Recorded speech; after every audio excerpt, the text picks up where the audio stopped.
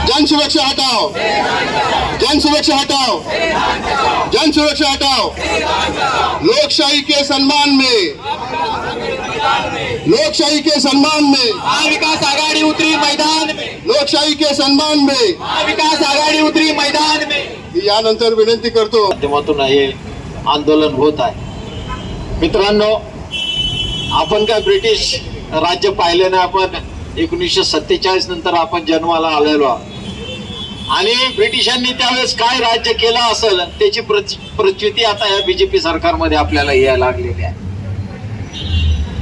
आपल्याला माहित आहे की हा कायदा संविधानाच्या विरोधात आहे। संविधानाने जे अभिव्यक्ती स्वातंत्र्य दिलेलं आहे त्या स्वातंत्र्याच्या विरोधात आहे। मित्र, यांची तयारी कशी असते बघा।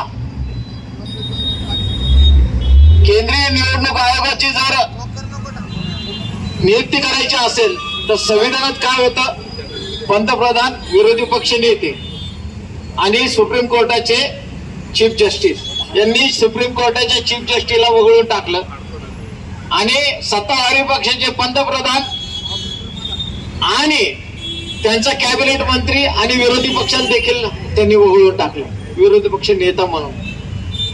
ही तयारी अगोदर केली आणि दुसरा कायदा डिसेंबर 23 मध्ये त्यांनी पास केला। जर कुणी इलेक्शन कमिशनच्या विरोधात जर गुन्हा दाखल करण्याचा प्रयत्न केला तर यापुढे त्यांना गुन्हा दाखल करता येणार नाही। इलेक्शन कमिशनने कितीही फ्रॉड केले, इलेक्शन कमिशनने किती मतचोरी केली, तुम्हाला त्यांच्या विरोधात एकाही पोलीस स्टेशनला गुन्हा दाखल करता येणार नाही। हा कायदा पास झालाय डिसेंबर 23 मध्ये आणि आपल्याला माहित नाही कायद्यात या देशामध्ये संविधानाने एकाच व्यक्तीला सूट दिलेली आहे आणि ते म्हणजे राष्ट्रपती। राष्ट्रपतीच्या विरोधात कुणालाही गुन्हा दाखल करता येत नाही। संविधानाने पंतप्रधानाच्या विरोधात देखील गुन्हा दाखल होईल अशी तरतूद प्रोव्हिजन केलेली आहे, राष्ट्रपतीला ती सूट दिलेली आहे आणि तशा प्रकारची सूट ह्या इलेक्शन कमिशनला दिलेली आहे। तुमच्या अगदी कलेक्टर लेवल पर्यंत इलेक्शन कमिशनच्या अंडर मध्ये जे काही लोक काम करतील त्यांच्या विरोधात तुम्हाला गुन्हा दाखल करता येणार नाही आणि म्हणूनच या लोकांनी एवढा मोठा फ्रॉड, एवढी मोठी मतचोरी जी राहुल गांधींनी कर्नाटक मध्ये, बेंगलोर मध्ये, महादेवपुरा येथे त्यांनी उघड केली आणि अशी चोरी या महाराष्ट्रामध्ये 237 जागा आम्ही अख्ख्या आयुष्यात कधी पाहिले नाही। 57 जागा एकनाथ शिंदे, 41 जागा अजित पवार, 137 जागा बीजेपी। काय बीजेपीचं आणि काय त्यांनी हे केलंय म्हणजे, आणि ह्या सगळ्या मतचोरीच्या या घटना आहेत आणि ज्यावेळेस मतदान संपलं विधानसभेचं 76 लाख मत जास्त झाली, त्याचा हिशोब द्यायला तयार नाही। 76 लाख मत, जी मत आपल्याला महाविकास आघाडीला लोकसभेला पडली होती तेवढीच मत विधानसभेला देखील पडली होती। 160 महाविकास आघाडीचे उमेदवार ज्यांना पोस्टल मतदानाने ते आघाडीवर आहे, आपल्या तिन्ही मतदारसंघात आपण आघाडीवर, आणि मग हा ट्रेड समजला जातो पोस्टल वोटरचा आणि ही जी मताची चोरी त्यांनी केलेली आहे त्या मतांच्या चोरीवर हे आज फडणवीस सरकार बसलेलं आहे आणि म्हणून गद्दी चोर, वोट चोर, वोट चोर, वोट चोर, वोट चोर, आणि हे अशा मतांची चोरी करून हे फडणवीस सरकार आज या सत्तेवर बसलेलं आहे। मित्रांनो, काळ हा फार वाईट आलेला आहे आणि इथं संविधानाची पायमल्ली केलेली आहे। हे जे कायदे केलेले हा कायदा जो आहे हा संविधानाच्या विरोधात आहे। संविधान मानायला तयार नाही, मनुस्मृती आणण्याचा त्यांचा घाट आहे।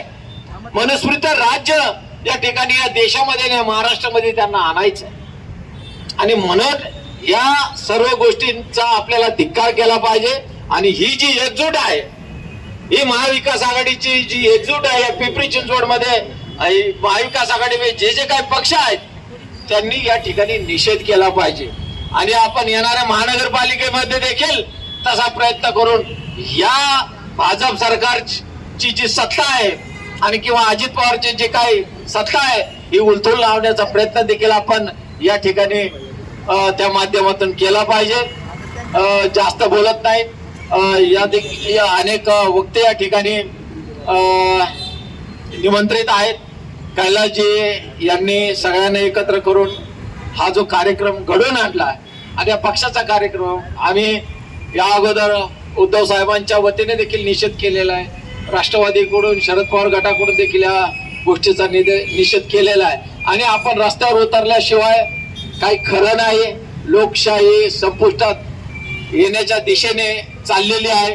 बिहारमध्ये 65 लाख मतं त्या ठिकाणी कमी केलेली आहे. सुप्रीम कोर्टाने काहीतरी आपल्याला थोडंसं रिलीफ दिलेलं आहे. आणि त्या ठिकाणी देखील बिहारमध्ये जसं महाराष्ट्रामध्ये झालं, जसं गुजरातमध्ये झालं, जसं उत्तर प्रदेशमध्ये झालं, जसं छत्तीसगडमध्ये झालं, जसं मध्य प्रदेशमध्ये, ही सगळी जी इलेक्शन यांनी जे 1914 नंतरची जेवढी काही इलेक्शन आहेत ते अशा पद्धतीचे मॅनेज केलेले इलेक्शन आहे. आणि म्हणून लोकांचा विश्वास या सरकारवर उघडलेला आहे. परंतु कायद्याच्या माध्यमातून लोकांचं दमन करण्याचं काम, पक्षांचं दमन करण्याचं काम, खोटे गुन्हे दाखल करून ईडी आणि सीबीआयचा उपयोग करून सगळ्यांचं दमन करण्याचं काम या ठिकाणी चालू आहे. आपण निश्चितपणे आपण संघटित जरी असलो तरी यांना आपण निश्चितपणे उत्तर विचारू. कैलासजीने आम्हाला सगळ्यांना एकत्र केलं त्याच्याबद्दल आपले धन्यवाद मानतो. थांबतो. जय महाराष्ट्र.